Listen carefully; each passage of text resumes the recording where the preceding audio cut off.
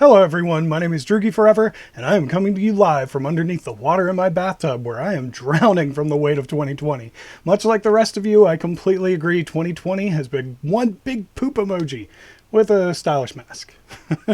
So to take our minds off the year of the poop, we're going to go over my favorite games from 2020. One thing we can all agree on is 2020 was filled with lots and lots of wonderful games to help distract us from what was going on in the world. We took journeys of bravery, hope, life, and love through countless planets, through forests, rivers, and oceans to see the mountains ahead and the skies above. There were horrors beyond belief in video games and real life. Some were easier to deal with than others. It may have been the year of the poop, but it was also a year filled with some of the most wonderful and creative video games I've ever had the privilege of playing. That's why this year I've decided to put 25 games on the list instead of the usual 20. In fact, I easily could have done 50 games this year plus honorable mentions. That's how many great games came out this year.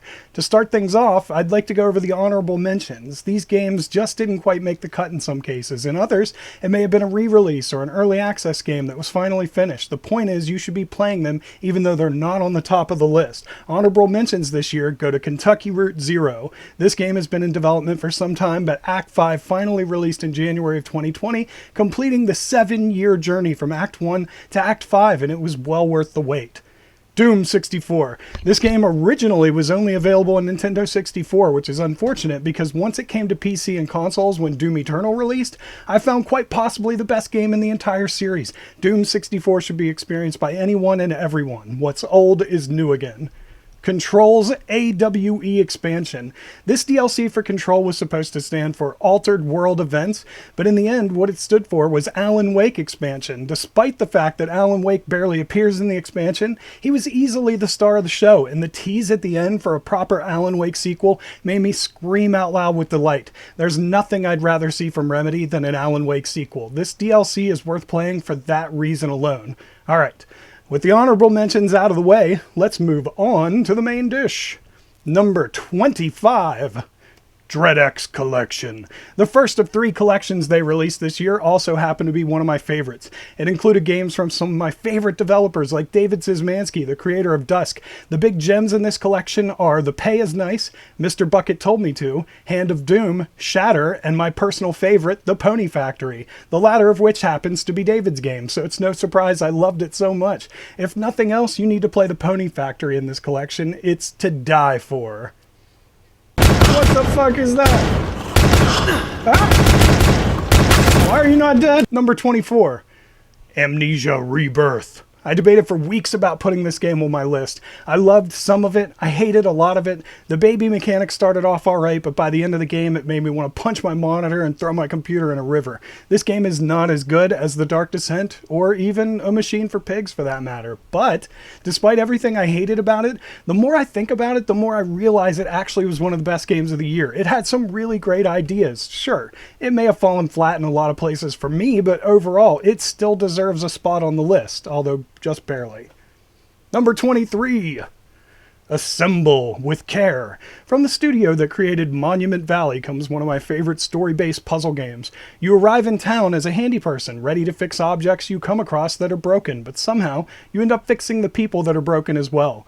The surprise here was how well the story bits are implemented with the puzzles. It worked so well together. It was an amazing game for such a cheap price, under $10. I genuinely hope more people get to experience it. Number 22, Murder House. Puppet Combo, creator of such cult classics as Power Drill Massacre and Babysitter Bloodbath, finally decided to put one of his horrific creations on Steam, and it did not disappoint. Although I did find the final boss battle frustrating, overall the game was quite good, and the Easter Bunny was definitely creepy as hell. My only problem with the game, other than the final boss fight, was how short it ended up being. The end left me wanting more of everything but the boss fight. Number 21. Pumpkin Jack. This is another game I almost left off the list. Like Amnesia Rebirth, it started off fantastic but gets a little tedious the more you play it. However, when I thought back to how much I loved the demo and then the first few hours of the game, I decided I had to put it on here. It's one of the funnest hack and slash platforming games I've ever played, and it deserves its spot on this list. This is what the new medieval game should have been. Number 20.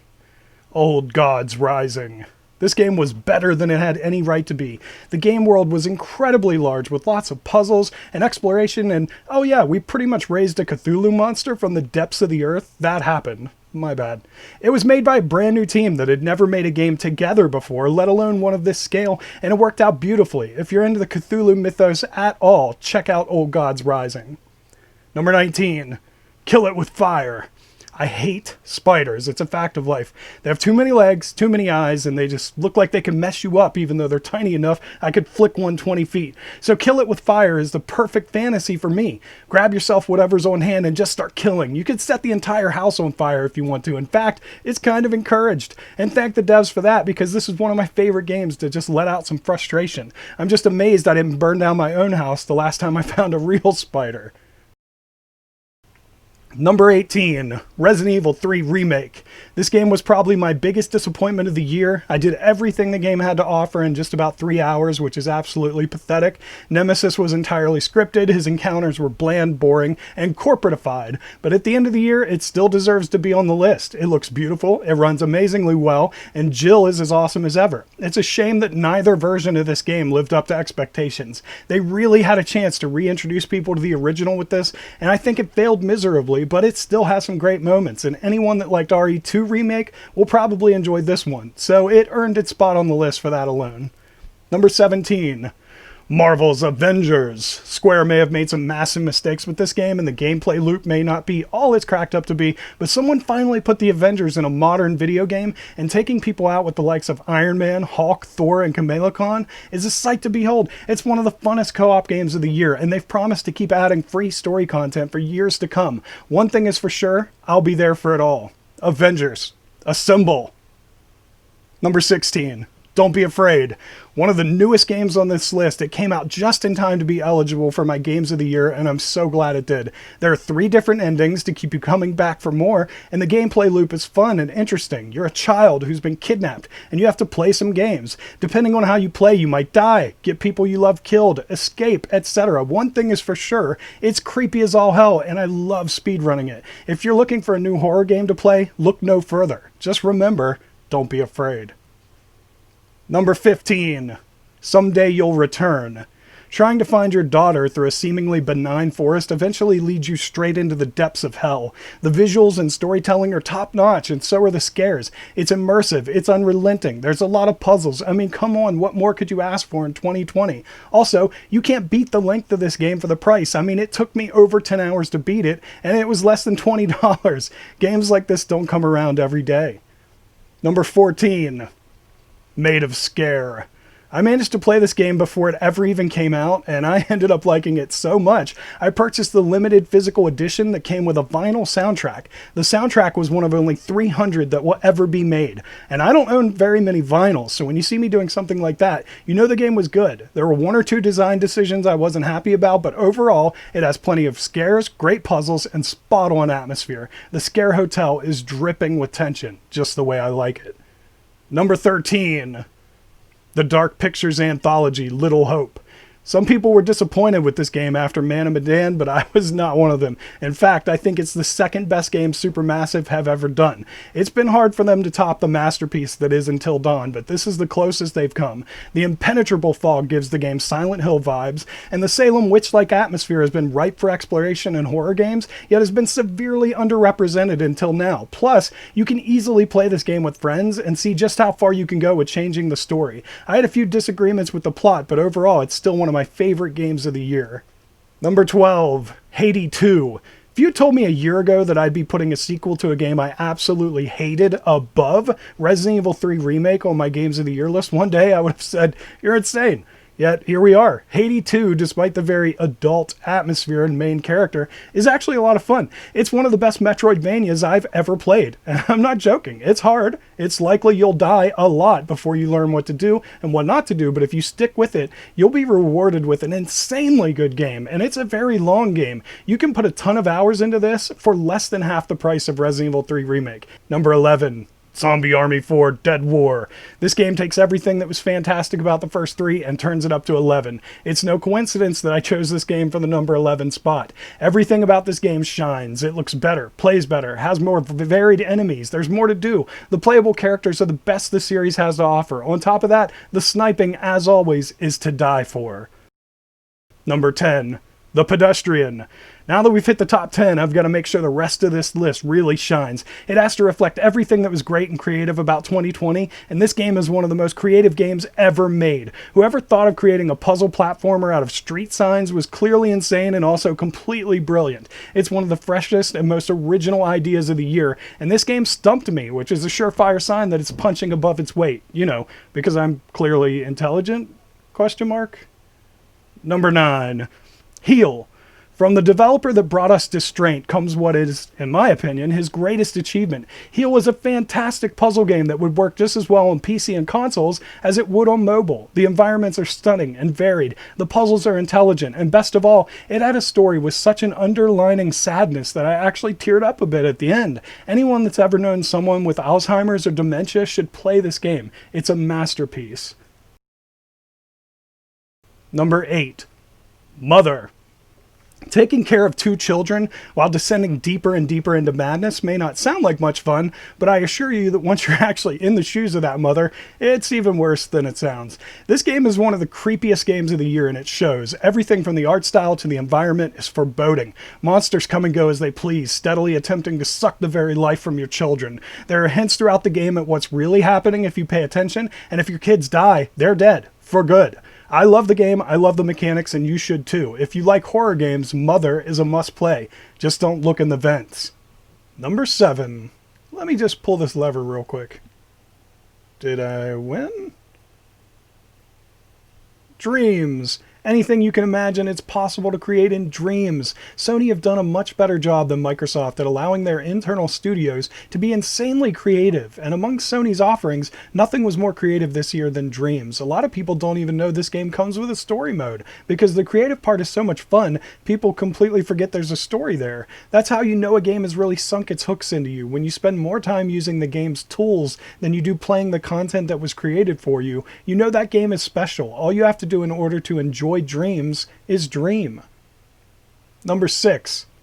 Doom Eternal. Pretty much the last of the big budget games you're going to see on my list. Every single Doom game that's ever been made, to me, has always been one of the best games of the year it was created in. This year's Doom Eternal is no exception. It's everything I loved about 2016's Doom, and then some. Gory kills are back and are better than ever. The story is insanely long. There's so much here to play and enjoy. The trials are fun. Collecting is fun. Every time a new game comes out, it's an event not to be missed, and as far as big budget games go, it was probably the best game of the entire year. I hope Microsoft keep the quality of this franchise high when they take over. Number 5.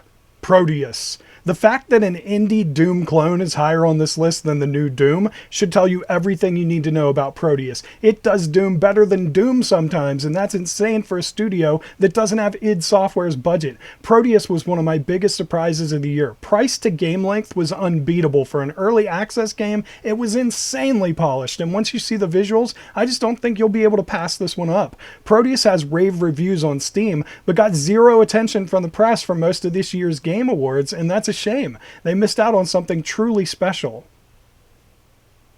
Number 4. Submerged, Hidden Depths. The first year or two that I had a PS4, one of my favorite games that was released on that console was a little indie game called Submerged. So imagine my surprise when I found out that a sequel was coming, and not only that, it was exclusive to Stadia. Stadia was something I'd always made fun of and thought no one would ever need it, but here I was signing up for a membership in order to play this wonderful game. It's everything great about the first game multiplied by 10. The area you get to explore is absolutely massive, and there are so many collectibles to find. In fact, one of them is so well hidden that I searched for 2 hours without finding it. This is a game world that I got absolutely lost in, and it's all thanks to Uppercut Games and Google Stadia. If you want a nice, relaxing game where you can just explore to your heart's content, this is the game for you. A wonderful indie that everyone should experience. Number 3. Deadly Premonition 2. It breaks my heart that this didn't get Game of the Year. I gave 2018's Game of the Year to this game's creator, Swery65, and I was hoping to give it to him again, but the competition was just too fierce this time around. He may have beaten out the likes of God of War and Shadow of the Colossus last time around, but this time he's merely in the top 3, and frankly, there are a lot of years this would have easily been my Game of the Year. You could spend 200 hours playing this game and might not see half of what it has to offer. The horror sections have been changed up from the first game, but it kept the Twin Peaks style and feel of the story. York is back, Zack is back, and we're switching back and forth between 2 times in their lives in order to experience the whole story. The ending is just as batshit insane as you'd imagine, and skateboarding around town, learning new moves, and collecting stamps so you can unlock new suits is addictive. There are some things that we lost from the first game to this one, but overall, it's another home run for Swery65, and I can't wait to see what he comes up with next. Number 2. Carrion. I really wanted to give this my game of the year, and for a while it actually was number 1. I had another game just to edge it out, but there are plenty of years where this would have got game of the year, no question. A game where we finally play as the monster, and not some boring same old human evil kind of monster, not the cutesy Monsters Inc. kind of monster. This is a real bona fide killing machine monster sneaking through the vents and shredding soldiers to bits. It's a novel approach and it worked wonders. I absolutely love this game, and I can't wait to see what this developer comes up with next, because this game is one of the best games of 2020 and one of the best games ever made as well. I want to consume him. Number 1. No One Lives Under the Lighthouse. I've been shouting about this game to anyone and everyone that will listen. No One Lives Under the Lighthouse isn't just my game of the year. It's one of my favorite games of all time. It's one of the best horror games ever made. It's a masterclass in how to develop a horror game. Although you have to figure out most of the game's story for yourself, once you do, you will be absolutely shocked at what's happening here. A lighthouse doesn't seem like it would be a very creepy setting until you start playing and you realize, oh my god, this is actually one of the creepiest locations you could have possibly set a horror game in. The sounds and sights of a lighthouse are perfect for horror, and everything about this game works. One scene sets up another and another and another until it all comes together at the end in a perfect crescendo of horror. I couldn't have possibly put any other game in this spot. If you haven't played this game yet, you are wasting your lives. Go check it out. You won't regret it.